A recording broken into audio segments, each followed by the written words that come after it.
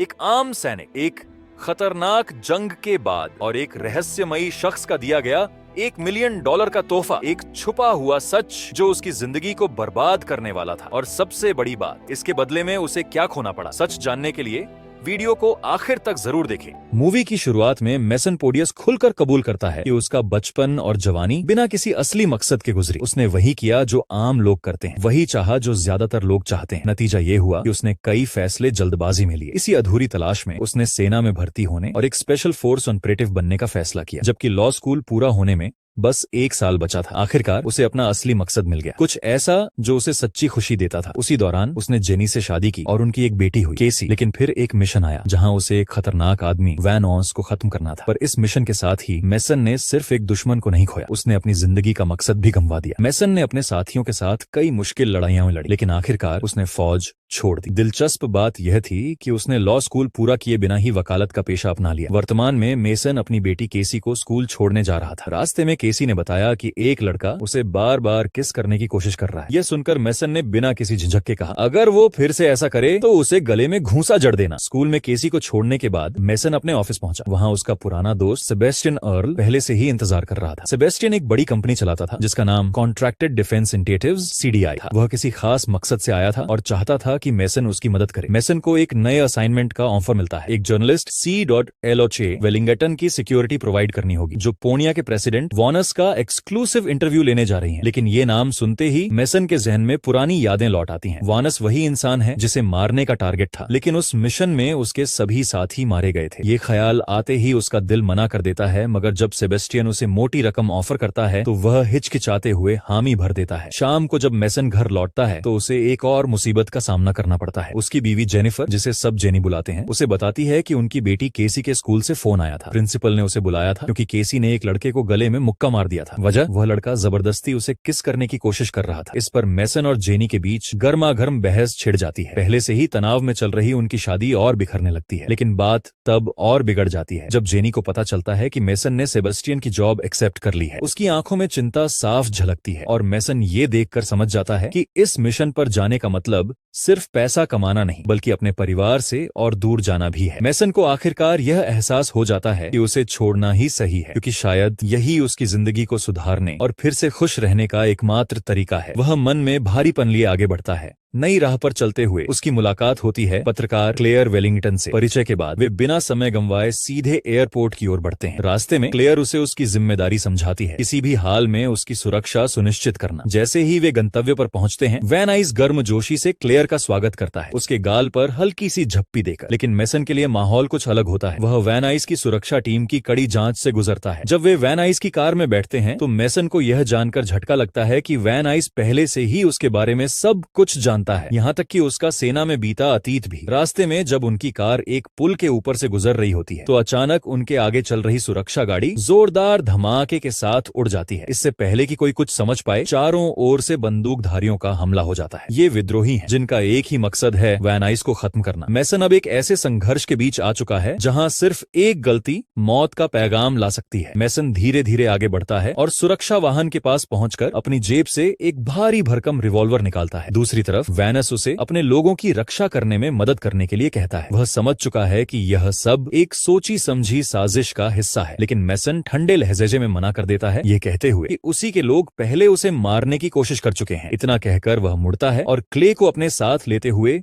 जंगल की ओर बढ़ जाता है। दोनों जंगल में कुछ दूरी तक चलते हैं और फिर क्ले को आराम देने के लिए रुक जाते हैं। कुछ देर बाद उनके पीछे पीछे वैनस भी वहां पहुंच जाता है। मेसन बिना किसी घबराहट के फोन निकालकर सेबेस्टियन से मदद मांगता है। सेबेस्टियन भरोसा दिलाता है कि उसने उनकी लोकेशन ट्रेस कर ली है और जल्द ही एक हेलीकॉप्टर भेजेगा। फोन काटने के बाद वैनस मेसन से मोबाइल मांगता है, लेकिन मेसन बिना किसी झिझक के मना कर देता है। इस इनकार से वैनस भड़क उठता है और गुस्से में धमकी देता है, तुम एक विदेशी जासूस हो और तुम्हें गिरफ्तार किया जा सकता है। मेसन उसकी आंखों में आंखें डालकर खड़ा रहता है। उसकी धमकी का कोई असर नहीं दिखता। हवा में घुली बेचैनी अब और भी गहरी हो जाती है। मेसन ने पिस्तौल निकालकर वैन हाउस पर तान दी। माहौल अचानक ठंडा हो गया, लेकिन क्लेयर ने तुरंत बीच में आकर मेसन को समझाने की कोशिश की। कुछ पलों की खामोशी के बाद मेसन ने धीरे धीरे हथियार नीचे कर दिया और आखिरकार वैन हाउस की मदद के लिए राजी हो गया। वैन हाउस ने अपने भतीजे जॉर्ज को फोन किया। उधर से जॉर्ज की चौंकी हुई आवाज आई। उसे यकीन ही नहीं हो रहा था कि वैन हाउस अब भी जिंदा है। वैन हाउस हल्की हंसी के साथ बोला, तुम सोच रहे थे कि मैं मर चुका हूँ, है ना? लेकिन उसकी आवाज में एक अजीब सा आत्मविश्वास था। वो जानता था कि इस तख्ता पलट की पूरी साजिश के पीछे खुद उसका अपना भतीजा जॉर्ज है। फिर भी उसने जॉर्ज को इत्मीनान दिलाया कि वो अब भी पूरी तरह सक्षम है और खेल खत्म नहीं हुआ। क्लेयर को झटका लगा। तुम्हारा अपना ही भतीजा तुम्हें हटाने की साजिश कर रहा है? उसने अविश्वास से पूछा। वैन हाउस ने हल्की मुस्कान के साथ सिर हिलाया। जॉर्ज कोई चालाक खिलाड़ी नहीं है क्लेयर, वो बस बागियों का मोहरा बन रहा है। उसे समझ नहीं है कि असल में क्या हो रहा है। उसकी आवाज में गुस्सा नहीं बल्कि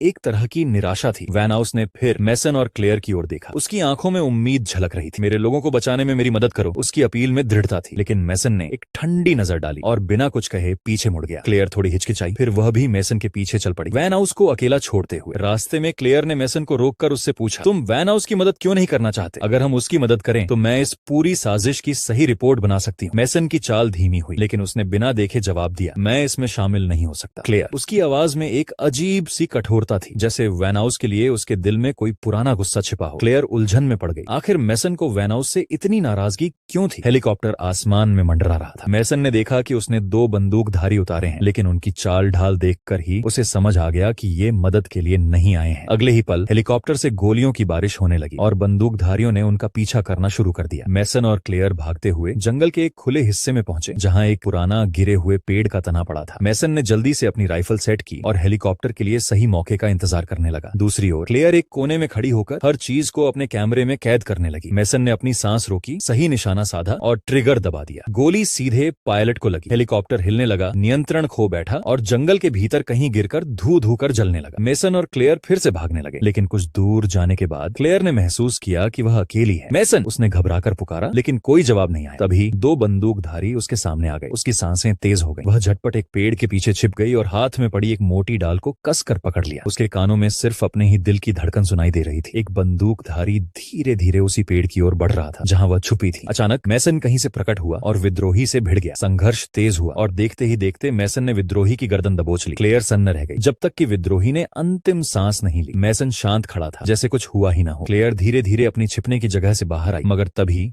एक और विद्रोही पीछे से आया और मैसन के सिर पर जोरदार वार कर दिया। मैसन लड़खड़ा गया, पर तभी वान उस वहां पहुंचा और झट से गोली चला दी। विद्रोही वहीं ढेर हो गया। इस बीच दूसरी ओर जॉर्जे और उसके आदमी दुर्घटनाग्रस्त हेलीकॉप्टर का मुआयना कर रहे थे जब एक कार आकर रुकी। बाहर कर्नल जॉन उतरा, आंखों में गुस्से की चिंगारी। उसने सीधे जॉर्जे को उसकी नाकामी के लिए लताड़ा। वान उसको मारने का काम अधूरा रह गया था। क्रोध में कर्नल जॉन ने जॉर्जे के एक आदमी को गोली मार दी। जॉर्जे के मन में आग जल उठी। वह अब इस गलती की भरपाई जरूर करेगा। उधर मैसन, क्लेयर और वान उस थोड़ी राहत के लिए एक नदी किनारे रुके। माहौल थोड़ा शांत था। पानी की लहरों की हल्की आवाज गूंज रही थी। क्लेयर धीरे धीरे मैसन के पास आई। उसकी आंखों में सवाल थे। उसने बातचीत शुरू की और धीरे धीरे मैसन की हालिया यात्रा के बारे में जाना। मैसन ने क्लेयर को उस प्लेन क्रैश के बारे में बताया जो इसी इलाके में हुआ था। उसने अपने साथियों को खो दिया था और उस हादसे की यादें अब भी उसके दिमाग में ताजा थीं। कुछ देर के आराम के बाद वैनस उन्हें एक गांव ले गया, जहां उसने उनका परिचय गांव के मुखिया और पीनो से कराया, जो मुखिया का दामाद था। तीनों ने तय किया कि वे रात गांव में बिताएंगे और अगली सुबह अपनी यात्रा जारी रखेंगे। बाद में नहाने के बाद वैनस और क्लेयर ने एक एक्सक्लूसिव इंटरव्यू करने का फैसला किया। बातचीत के दौरान उन्होंने वैनस पर हुए जानलेवा हमले पर चर्चा की। वैनस ने खुलासा किया कि उसे यकीन है कि यह हमला बड़ी कंपनियों के इशारे पर हुआ था। बाहर के लोग पलोनिया की जमीन और खनिज संपदा का फायदा उठा रहे थे, जिससे कंपनियों ने अरबों कमा ली। हाल ही में वहां लैंथेनाइट्स की खोज हुई थी। वे दुर्लभ धातुएं जो आधुनिक तकनीक की रीढ़ मानी जाती हैं। बड़ी कंपनियां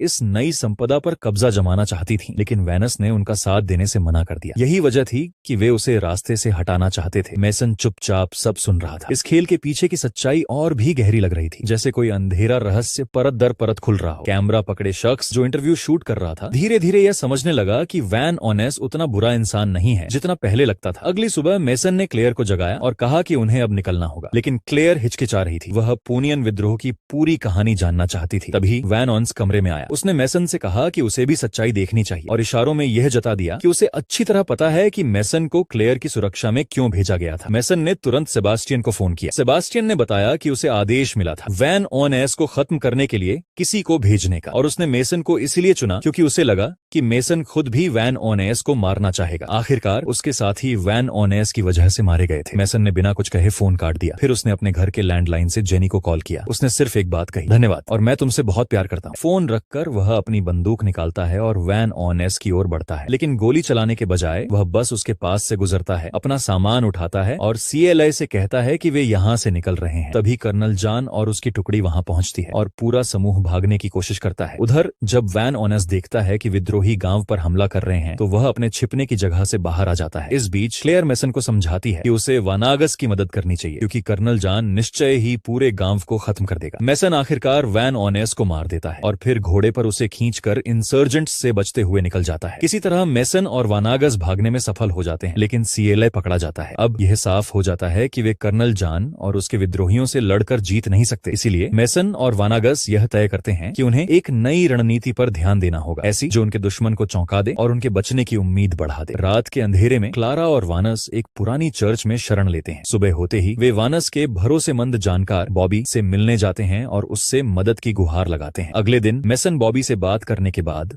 अपनी अगली मंजिल की ओर निकल पड़ता, कर्नल जॉन से मिलने। दूसरी तरफ वानस अभी भी छिपा रहता है। गांव शांत दिखता है, लेकिन माहौल में एक अजीब सा तनाव घुला हुआ है। गांव के बीचों बीच मेसन और कर्नल जॉन आमने सामने खड़े होते हैं, दोनों की बंदूकें एक दूसरे की तरफ तनी हुई। अचानक कर्नल जॉन के एक विद्रोही सिपाही ने क्लारा को घसीटकर घुटनों के बल गिरा दिया और उसके सिर पर बंदूक तान दी। कर्नल जॉन की आवाज सख्त थी। अगर मेसन ने वानस को सौंपा नहीं तो उसकी और क्लारा की मौत तय थी। मेसन की आंखों में बेबसी झलक उठी। उसने वानस को बाहर आने के लिए पुकारा। कुछ ही पलों बाद वानस एक हल्की मुस्कान के साथ सामने आया, बिल्कुल बेपरवाह, मानो उसे इस खतरे की कोई फिक्र ही ना हो। लेकिन इसके ठीक पीछे गांव के लोग धीरे धीरे इकट्ठा होने लगे। देखते ही देखते सैकड़ों लोग कर्नल जॉन के आदमियों को चारों तरफ से घेर लेते हैं। कर्नल जॉन और उसके सैनिक अब फंस चुके थे, बेबस और लाचार। इस अफरा तफरी में वानस, मेसन और क्लारा आसानी से एक गुप्त रास्ते से निकलने में कामयाब हो गए। अब वे वानस के दफ्तर में घुस चुके थे, जो महल के अंदर था। वहां जॉर्ज पहले से मौजूद था। क्लारा चुपचाप कैमरा ऑन कर रिकॉर्डिंग करने लगी। वहीं वानस ने जॉर्ज की ओर देखा और ठंडी मगर चेतावनी भरी आवाज में कहा, अब उसके पास ज्यादा वक्त नहीं बचा। विद्रोही जो चाहते थे वो मिल जाने के बाद उन्हें किसी की परवाह नहीं थी। वानस को यह एहसास हो गया था कि वे बस जॉर्ज का इस्तेमाल कर रहे हैं और बाद में उसे खत्म कर देंगे। ऐसे में वानस ने जॉर्ज को बचाने की पेशकश की। इस विश्वास से दोनों एक दूसरे को गले लगा ही रहे थे कि तभी कमरे में जनरल मार्टिनेज दाखिल हुआ। वानस ने विनम्रता से बातचीत करने की कोशिश की, लेकिन जनरल ने बिना कोई जवाब दिए पिस्तौल निकालकर वानस पर गोली चला दी। माहौल अचानक तनाव से भर गया। मेसन ने तुरंत क्ला को अपनी पकड़ में लेकर उसकी सुरक्षा सुनिश्चित की। उधर वानस ने गिरते गिरते अपनी राइफल संभाली और जवाबी गोली चला दी। जनरल मार्टिनेज वहीं ढेर हो गया। मेसन ने झटपट वानस को सहारा दिया। वानस ने अपने कोट से गोली निकाली और हल्की मुस्कान के साथ बताया कि उसने अंदर बुलेट प्रूफ जैकेट पहन रखी थी, पर उनकी यह राहत ज्यादा देर तक नहीं टिक पाई। उन्होंने देखा जॉर्ज जमीन पर पड़ा तड़प रहा था। गोली उसे लग चुकी थी। वानस ने झपट कर उसे अपनी बाहों में समेट लिया। उसकी आंखों में आंसू थे, लेकिन जॉर्ज की सांसें धीरे धीरे थम रही थीं। वानस ने उसे कसकर पकड़ लिया, मगर कोई चमत्कार नहीं हुआ। उसका भतीजा उसकी बाहों में ही दम तोड़ चुका था। अचानक कमरा भारी बूटों की आवाज से गूंज उठा। पलोनिया की सेना वहां दाखिल हो चुकी थी। उनकी बंदूकें वानस की ओर तनी थीं, लेकिन वानस घबराया नहीं। उसने गहरी सांस लेते हुए सैनिकों से कहा, मैं दुश्मन नहीं हूं। मैं भी अपनी धरती के लिए वही चाहता हूं जो तुम चाहते हो। जैसे ही उसने अपनी बात खत्म की, कर्नल जॉन के विद्रोही धीरे धीरे पास आने लगे। वे चुपचाप खड़े थे, अपनी बंदूकों के साथ, जैसे पलोनिया सैनिकों के फैसले का इंतजार कर रहे हो। जैसे ही वैन ऑनेस अपनी बात खत्म करता है, महल के अंदर घमासान युद्ध छिड़ जाता है और मेसन पूरी ताकत से क्लेयर और यहाँ तक कि वैन ऑनेस की भी सुरक्षा करता है। इसी बीच कर्नल जॉन अपने एक सैनिक के साथ उनकी ओर बढ़ता है, जबकि पूनियन सैनिक और बाकी विद्रोही एक दूसरे से भिड़े हुए हैं। पलोनिया के सैनिक तुरंत पीछे मुड़ते हैं और विद्रोहियों पर गोलियां बरसाने लगते हैं। मेसन, क्लेयर और वैन ऑनेस तेजी से एक डेस्क के पीछे शरण लेते हैं, जबकि क्लेयर अब भी सब कुछ कैमरे में कैद कर रही होती है। वह अपनी नजर विद्रोहियों की ओर मोड़ता है। मेसन वैन ऑनेस और क्लेयर को आगे बढ़ने का आदेश देता है, जबकि वह खुद पीछे रहकर कर्नल जॉन का सामना करने को तैयार हो जाता है। कर्नल जॉन मेसन को जमीन पर पटक देता है और तभी एक खौफनाक सच्चाई सामने आती है। जिसने मेसन के साथियों को मारा था वह वैन ऑनेस नहीं, बल्कि खुद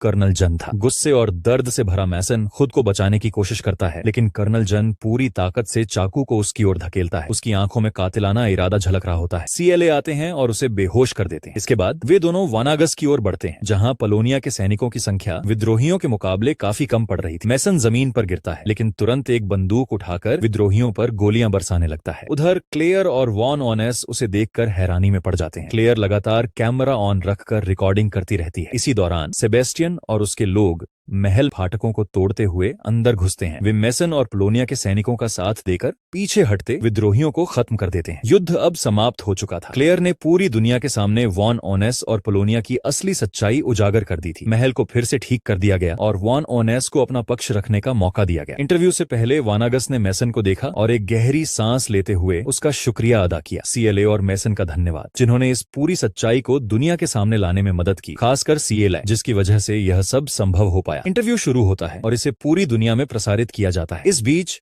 मेसन अपने काम से घर लौटता है। वह भारत के एक छोटे से शहर पूर्णिया में काम करता है। घर पहुंचते ही उसकी पत्नी और बेटी उसे प्यार से गले लगाती हैं। यह पल उनके लिए बेहद खास होता है। एक दिन मेसन को बनागस का मैसेज मिलता है। संदेश में लिखा होता है कि उसने मेसन के लिए एक छोटा सा तोहफा भेजा है। मेसन को यह जानकर उत्सुकता होती है कि आखिर यह क्या हो सकता है। जब वह अपने बैंक अकाउंट की जांच करता है तो उसकी आंखें हैरानी से फैल जाती हैं। उसके खाते में भारी रकम ट्रांसफर हो चुकी थी। मेसन के चेहरे पर मुस्कान फैल जाती है। खुशी से भरा वह अपनी कार की ओर बढ़ता है, जहां उसकी पत्नी और बेटी उसका इंतजार कर रही होती है। वह उन्हें देखता है और मन ही मन फैसला करता है कि अब इस खुशी के मौके को अपने परिवार के साथ बिताना चाहिए। वह मुस्कुराते हुए कार का दरवाजा खोलता है और कहता है, चलो आज का दिन बस अपने परिवार के नाम करते हैं। अगर आपको यह मूवी एक्सप्लेन पसंद आई तो वीडियो को लाइक करें और दिलचस्प कहानियों के लिए जुड़े सब्सक्राइब करें। फिर मिलेंगे, तब तक खुश रहिए।